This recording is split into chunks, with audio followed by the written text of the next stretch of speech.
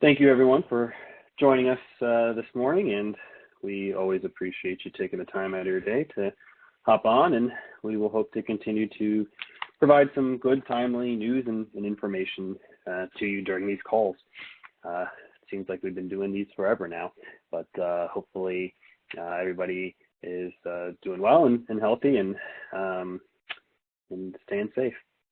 So today we wanted to do a couple things. One, we're just going to, as usual, give a little bit of a brief economic update, what's going on in the markets, where were things at, and the rest of the time we're actually going to spend going through what Melissa and I have put together as kind of a Q&A, and we didn't necessarily expect everybody to be prepared with specific questions. So what we did is over the last week, we started to jot down just some of the general questions that have been coming up from clients or just really anybody in general, and a lot of them have been very similar. So we thought, hey, why not just kind of compile a list of those questions, and we can maybe jump through some of those on a call, because if other folks are asking those questions, there's probably a good likelihood that maybe you are too.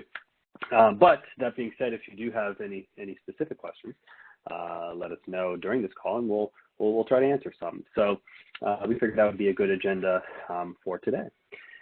So just to recap, last week, equities at least moved lower for last week, primarily seeming to stem from a lot of the discussions that Federal Reserve Chairman Powell had talked about earlier in the week, which actually we had discussed in pretty good detail in our last call. That being said, the Dow was down just under 3%. S&P was down just over 2%. And also on top of that, some negative data with retail sales and unemployment, which, as we've talked about on pretty much every call, not much has been unexpected on that end. Moving forward, this week has gone off, started off, I should say, I guess, on a positive note. So we saw a really strong surge in the markets on Monday with the Dow being up at one point over 1,000 points, and pretty much a reversal of most of the prior week's losses. And that news, or that jump coming off of several different pieces of news, primarily around advances in vaccines, as well as the chairman kind of stepping in again and essentially supporting their involvement with everything that they can do, plus some reopenings and all sorts of other small pieces of information just really started to push the markets forward this week. So week to date, Monday through today's opening, pretty much all the major indices are up between 3 and 3.5% for the week. So obviously a pretty nice start to the week, and did reverse all and then some of last week's losses. So where does that bring us year to date? Dow is down about 14%. The S&P is down about 8%, and surprisingly, the NASDAQ is up almost 4% year to date, as tech companies have really, in a lot of ways, benefited from the physical closures of a lot of places, and their stock prices have actually come back and then some for the year. So we're going to actually also talk a little bit about bear markets in one of the questions, as it looks like, at least for now, all the major indices have risen above that bear market level, and we've had some questions about really what is a bear market and what do they look like? How does this relate to other bear markets in the past? So we'll talk about that a little bit. So why not just jump actually right into some of the Q&A? So we did, as I mentioned, we compiled a list of some of the common questions we've been getting, and right now everybody is on mute, but I'll turn off the mute, and if anybody wants to ask any specific questions, we can do that. So the first one was, are there any investments that we should be making right now while the markets are low? And this question started creeping up, surprisingly, in February and March, really at the bottom of the market. And during a couple calls, Melissa and I did broach this question, but I do think it's still relevant and it's still a good one. And our philosophy on whether or not it's a good idea to invest kind of falls into a couple different categories. Number one, it's never a bad time to invest when the markets are lower.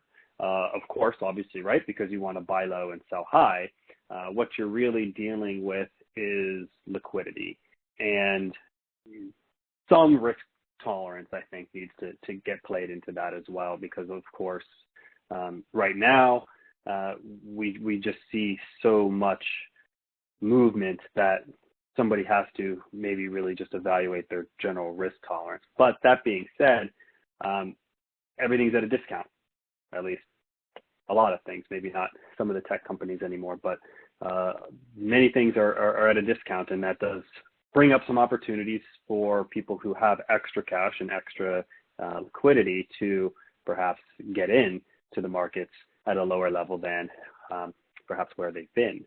Our rule of thumb for this kind of current economic environment is if you can detach yourself from those funds for 24 months, meaning you're not going to feel that you're in a need to be considering withdrawing those funds out of the markets for 24 months, then we feel that, yeah, it certainly could be a good opportunity. Where do we feel the markets will be 2 years from now? Certainly, of course, nobody knows, but based on previous recessions, based on previous bear markets, 24 months from now, we would expect the markets to be up. Of course, it's not guaranteed, and certainly there's many risks that go into that, but we feel in general a 24-month time period coming out of a bear market should be enough time to not only get through a lot of that initial volatility, but give yourself an opportunity to start to see some gains. You just don't want to be in a position where you don't have the right cash reserve. And we can always work with you individually to kind of look at, okay, how much money should you have set aside for a cash reserve that you don't want to let go of? And if there's excess over that, then yeah, perhaps there could be some buying opportunities. And then, of course, the next question is, well, what should we buy? And I think that's very difficult to answer as a broad level. And typically what we do is we look at your current investments, how long you have in your investment time frame, and we'll try to find something that fits within your current portfolio, but also we'll try to look at maybe taking advantage of some opportunities as well. So, I think there can be opportunity for some people, and for some folks who maybe don't have the liquidity, maybe it's not. So hopefully that will answer some of that question. One of the other questions is, how does this impact our long-term goals, and should we be concerned about long-term objectives like retirement? And this one is I think probably the most important question that people have. The good news is typically when we do a financial plan, and for many of you who are on this call, we probably have gone through this process. We do some very specific, what we call stress testing.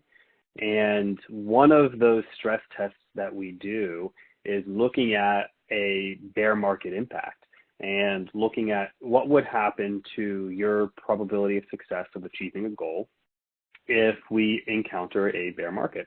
And that actually kind of tees up some of the discussions we'll have about, well, what is a bear market? But we look very specifically at the impact, hypothetically, of events just like this.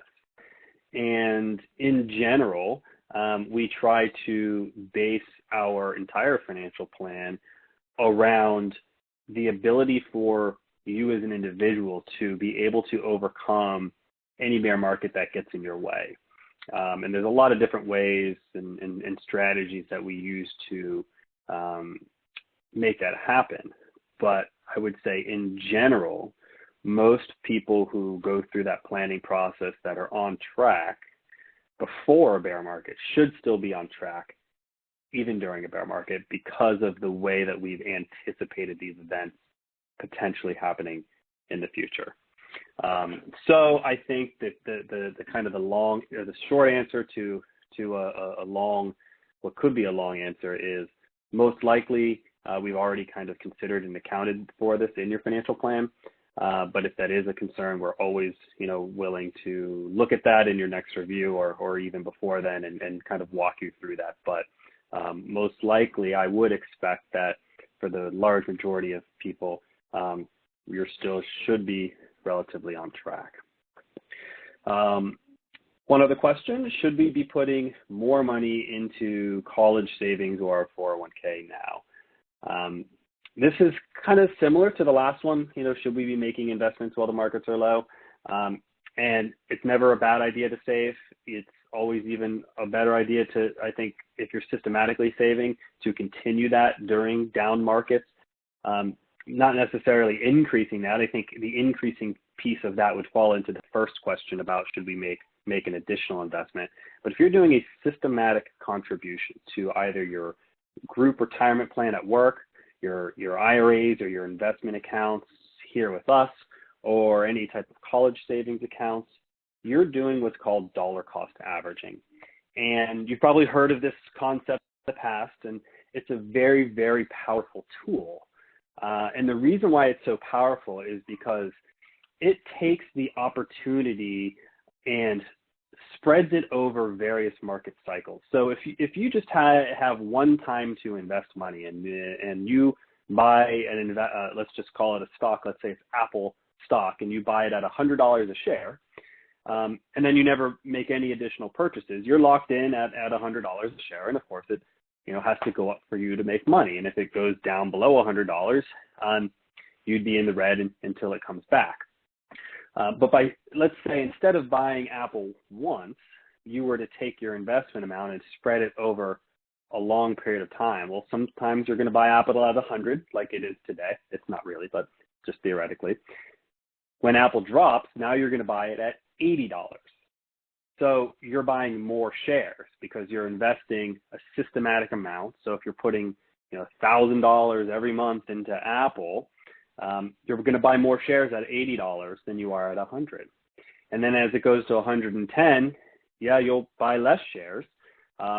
But over a period of time, you give yourself an opportunity to average down your cost basis by taking advantages of all of the peaks and all of the troughs, which over a long period of time will give you potentially a better opportunity to buy low, basically, as we go through various market cycles. The key to dollar cost averaging is you have to continue to do it during the down periods. If somebody were to get scared and turn off their systematic investing during a down period, it really defeats the entire purpose of dollar cost averaging, because then essentially you're only buying at higher values. You need those troughs, you need those downward times to get that money in to take advantage of the dollar cost averaging. So absolutely, you should continue to maintain, as long as your cash flow and as long as nothing material has changed in your financial life. Of course, if you lost a job or there's a significant change in your cash flow, that's a different story. But all things considered, if nothing except the markets have changed, then yeah, 100% continue to make those investments, because in the long run, you are taking advantage of the value of dollar cost averaging. And really over a long period of time, it's an extremely powerful tool. Over shorter periods of time, it's more market timing.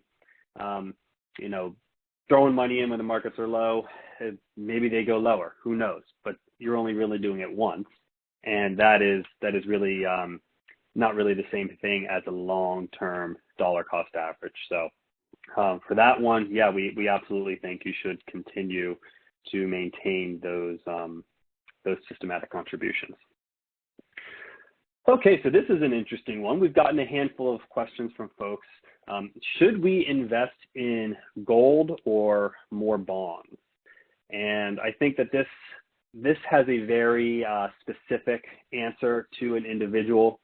So there's a lot of different factors that go into determining what's a suitable investment. Um, for people who need more income, of course, bonds may make more sense. And in fact, I'd say 99% of our portfolios that we manage for our clients have some components of bonds in them. And you've probably heard us talk about that in previous calls, especially as the markets were dropping. We were very dependent and reliant on the bond component of our portfolios to provide us with stability during volatile times. Bonds are usually very good at doing that. Gold or really any precious metal, gold, silver, etc., is a little bit of a different investment. We consider them typically what we would consider alternative investments. They fall somewhat into the commodities realm. And, a while ago, we actually used to have a commodities component in most of our portfolios. But over the last several years, they've been phased out as commodities in general have just kind of been a really lagging asset class. That being said, during certain periods of volatility, oftentimes precious metals, in particular gold and silver, do become attractive to some investors because in theory they provide some stability that investors sometimes look for. And then actually, year to date, some of the precious metals have done better than they've done in the past. That being said, they're certainly not immune from market downturns, and we've seen this also. So both gold and silver during the massive sell-offs we saw in March were impacted significantly as investors were looking to basically sell everything. So I don't necessarily think that gold or silver or any precious metals are immune from volatility as well, which I think sometimes a lot of investors kind of don't really understand or think through. Also, then the next question with those, which if they are suitable, and certainly they could be, is how do you buy them?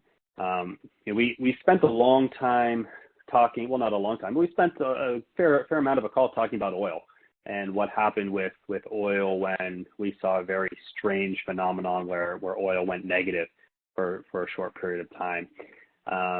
And there's similar components to precious metals. How do you buy them? Do you buy physical gold and silver, or do you buy paper gold and silver, which would essentially be like an exchange traded fund or some type of contract that you don't actually own possession of the precious metal? And they're very different in terms of how they impact your ability to invest and your ability to make a return. There's a lot of different considerations. If you're buying physical gold and silver, where do you store it? How do you insure it? Who are you going to sell it to if you do want to get rid of it? If you're buying paper contracts, that would be like an exchange traded fund. It's going to primarily follow what's called spot price, which is essentially the value of the raw material that gets traded in paper form. And primarily that's accomplished through an exchange traded fund. So, I think some folks have kind of thought through if that's a suitable investment. I know when we have the news on here, the commercials are literally every 10 seconds, buy gold, buy silver. And I know they always pop up during bear markets or really volatile markets, because I think that's kind of an old school, what's considered an old school safe investment is physical gold, physical silver. And I do think there, for the right person, there is a place for either the physical or the ETF. But it's a very different investment and certainly should be discussed probably one-on-one in more detail. But I thought I'd throw it out there as a question because Melissa and I both have had some folks ask, and maybe you thought about that yourself. Next question: should we refinance our home? And I know Melissa had spoken a little bit about this on one of the calls. In general, right now, rates are certainly low. And I've seen quotes for mortgages under 3%, which historically speaking is just crazy low. I mean, it's just so low. If your rate is higher than than that, which if you haven't refinanced anytime recently, it likely is, there is an opportunity to save some money. That being said, I think for people who are very far into their amortization schedule, it's at least worth considering if it's worth it depending on the costs. Because if you remember your amortization schedule and how that works, early on in your mortgage is when you pay the most interest. So for the first period of that mortgage, you're paying mostly interest. If your mortgage payment's $2,000 a month, in that first period, likely even in that that first year, probably 90% of your $2,000 monthly payment is going towards interest. But if you're on the back end of that mortgage, and let's say you're in year 24 on a 30 year, you're still making the same $2,000 payments. But now, and these are just hypothetical numbers, now maybe $1,800 a month of that $2,000 is going towards principal, and maybe only $200 a month is going towards interest. So yes, would you save some money in interest if you refinanced at that, in that level? Possibly, but you're probably already paying very little in interest as it is if you're on the back end, even though your monthly payment hasn't changed, because you've already paid in essentially most of the interest on the amortization schedule in earlier years, and now you're essentially paying mostly principal. You're paying yourself back basically. And if you were to extend the duration of a refi and go to a 15-year or something like that, you may end up now stretching out your mortgage to a longer period, in which case, yeah, your rate's less, but you're maybe paying your mortgage off over a longer period of time and potentially could maybe not even be saving money in interest. So I think really the key to this is how long have you owned your home, how much time is left on your mortgage, and do you plan on moving, and what are the expenses to refinance? But if you're early into a mortgage and the expenses to refinance are relatively low and you're at a high rate now, it's probably actually a really great time to do that. But all of those things should be considered, and we can certainly discuss those with anybody if you've been thinking about that, because with rates low, it definitely is a good opportunity. Although don't feel like you need to be in a rush.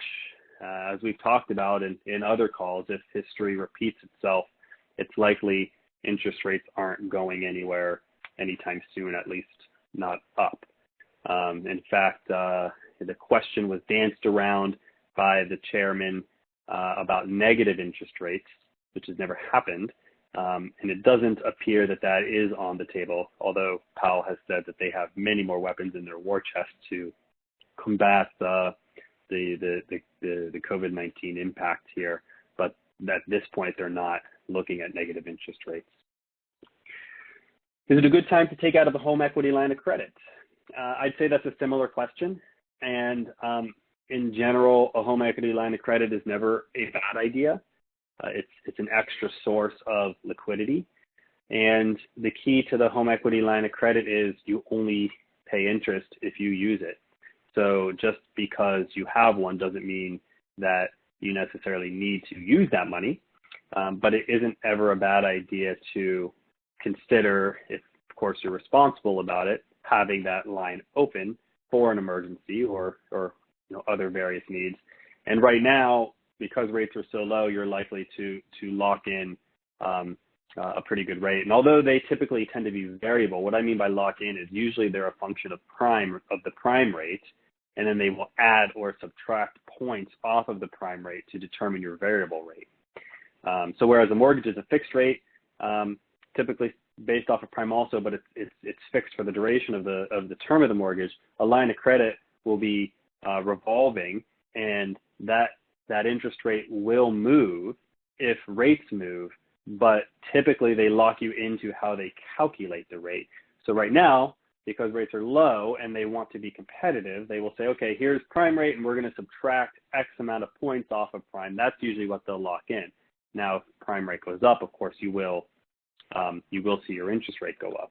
But again, like I mentioned before, probably not likely that they're going to creep up quickly anytime soon. So if you don't have a line of credit, or even if you maybe have an old one, there could be an opportunity there as well to easily refinance that existing line of credit at a potentially lower rate, although variable, still potentially lower. So both of those could potentially be good opportunities. One question was with RMDs, and if you should be taking your RMDs this year, even if you're not required to. And I think this one is hard to give a blanket answer for, but I think in general, if you are currently taking required minimum distributions and you need those funds, it's a simple answer. Yes, of course, continue to take them. If you're taking them and don't need them, maybe not. I don't think where we are right now in the market, it's going to hurt anybody long term. Most RMDs are not going to be substantial enough at current market levels to make really much of a material impact. And that being said, when things were at their worst back in March, for people who were taking distributions, Melissa and myself made some changes to how we send you the money, which if you were on the call, we did discuss that in pretty good detail. I won't get into all that now because it takes some time, but we made some changes for you to continue your withdrawals with the least amount of risk possible. Now that was when also the Dow was down close to 40%. It's not down nearly that much now. S&P not down nearly that much now. And I think the urgency of withdrawals making significant impacts has reduced substantially since then. Still, of course, a good question and always something to consider. And even if you don't, we will make a lot of those choices for you to put you in the best position without you maybe even knowing. But I think for folks who don't need their RMD, sure, don't take it. If you've already taken it, that's okay too. I don't think it's going to make any significant impact for 99% of people, whether they take it or not. So I'm going to jump into some bear market discussion, and I do have a slide for those who are on the call. But before I do that, since it is a question and answer, and basically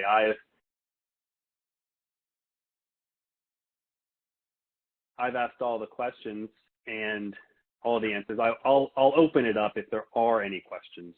I know sometimes people get a little gun shy on these calls, but feel free. So let me just stop talking for a moment, and if you have a question, please, let's give it a shot.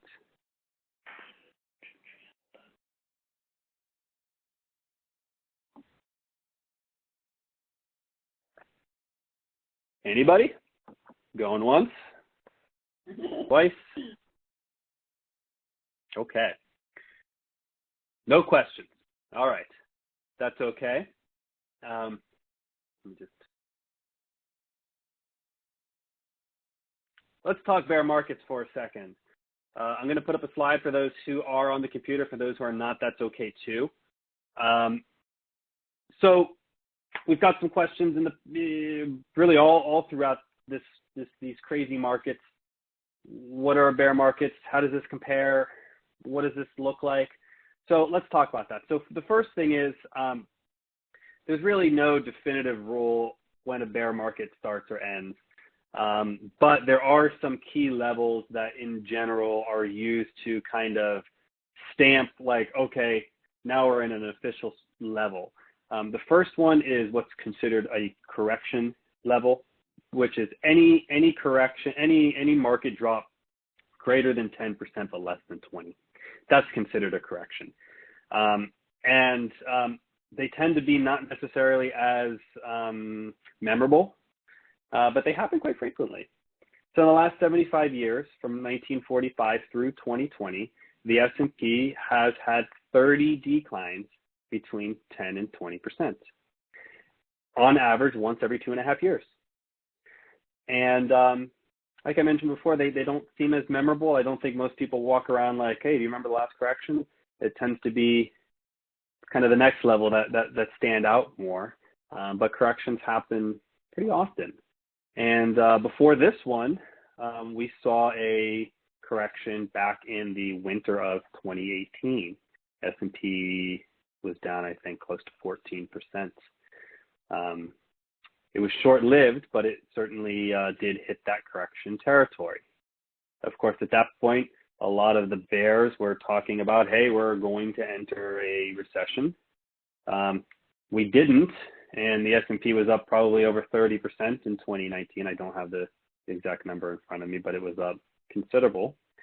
And it looked like going into 2020, a lot of that momentum was going to continue. I actually was just looking at some old articles from analysts way before the coronavirus was even a thing, and everyone was just so positive. And obviously a lot of that's changed, but it's not necessarily because of the economic piece. But anyways, I'm divesting. So what's after a correction?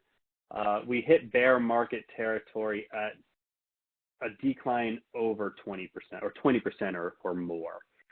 So, that was the big news as the markets were going down. Once that level, it was officially in that bear market level. So in that same 75-year period of time, we've seen 12 official bear markets where the S&P has gone down more than 20%, and they happen about on average once every 6 years or so, which is kind of what I had alluded to before. Now we're back above bear market territory in all three of the indices. In fact, the S&P is above the correction territory now at -8, and the Nasdaq is positive, with the Dow still in between bear market and correction territory. So how long do they last? Well, the average decline for a bear market has been over a 15-month period has resulted in a 30. I'm sorry, this isn't how long they last. This is how deep are they. So the average decline has taken place over a 15-month time period. That's the average time period, with an average decline of 34%, which ironically is pretty close to where the Dow and the S&P were for this one. So I think from a magnitude perspective, this one was pretty average. I know the fear was probably not average, but from a decline perspective, when you look at history, pretty spot on there with that average number. And that 15-month period of time is kind of the average period of there. And in the past 75 years, the S&P has experienced 12 separate declines of 25%, which we had just mentioned. So we've seen this, 12 times in the last 75 years. So the good and the bad, the average bull market has gone for 64 months, where the average bear market has lasted 15 months. So certainly for long-term investors, giving up 15 months to get 64 months in return is probably agreed that that's a good deal. And since 1950, the average bull market has lasted 4 times more than the average. The average bull market has lasted 4 times more than the average bear market. And during that time, the average bull market has generated gains of 172%. And we had just mentioned the average bear, 34. So you gain 172, you give up 34. You have 64 months of feeling good for 15 months of pain. In general, that's probably a winning proposition for most people, as long as they're not making irrational decisions during the painful periods. Just to kind of look at some of the highs and the lows, the 5 major indices hit bear market lows in 2002 and peaked in 2007. And I think the next one here is kind of interesting. The year after. So the S&P has achieved an average return of 14.8% the calendar year after each of the 16 down years. which is higher than its average. So the S&P has averaged about 11% over that 75-year period of time, but in years following bear markets, it sees on average a higher return. Will that happen this time? Who knows? We of course don't. But if you look at rebounds from these periods of time historically, there is some opportunity in capturing some of that on the way up. And the U.S. stock market in terms of losses versus gains. So the U.S. stock market lost $12.7 trillion this year during the bear market. So the peak of the S&P was February 19th, 2020. And the market bottom, at least for now, fingers crossed, but was March 23rd. So between February 19th and March 23rd, the S&P lost $12.7 trillion. But in the period of time moving up, ramping up to this decline, there was a $28.5 trillion gain from the last bear market, which was in 2009, till now. There was a $28.5 trillion gain. So again, that give and take, I think, again, most people would be willing to give up $12.7 trillion if they had gained the 28.5 in the period of time before then. And of course, we're talking at the bottom, March 23rd, and certainly if I had a slide, I almost kind of wish I did as to what's come back since then in terms of actual dollars.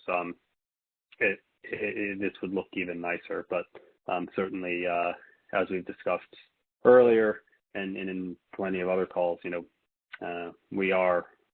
we're significantly above that low as we sit today. So I just thought that was kind of interesting, and we've had some questions about bear markets and kind of how does this compare. So I thought this would be just something interesting to touch on today. So why don't we wrap for now, and I thank everybody for taking the time again to join us.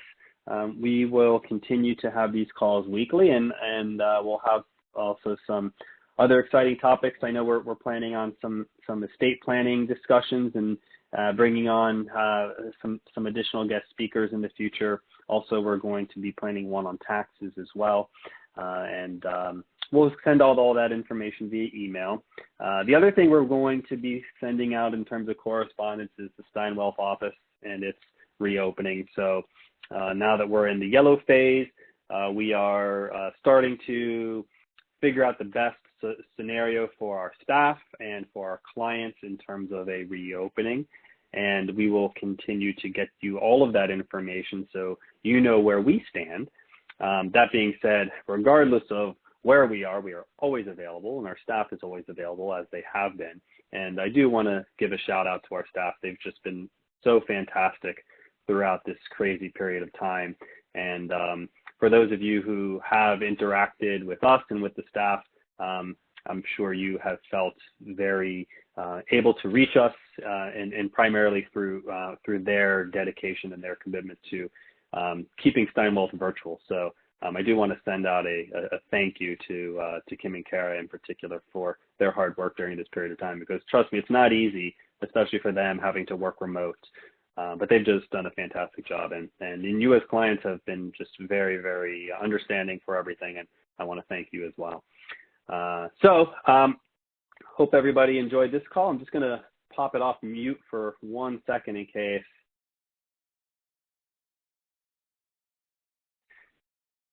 Anything else anybody would like to add? Nothing here. Well, all right. Thank you, everybody. We'll look forward to seeing you all next week. And if you need anything in the meantime, you know where to reach us. So thank you very much. Bye-bye. Thank you, guys. Bye-bye. Thank you. You're welcome. Bye-bye.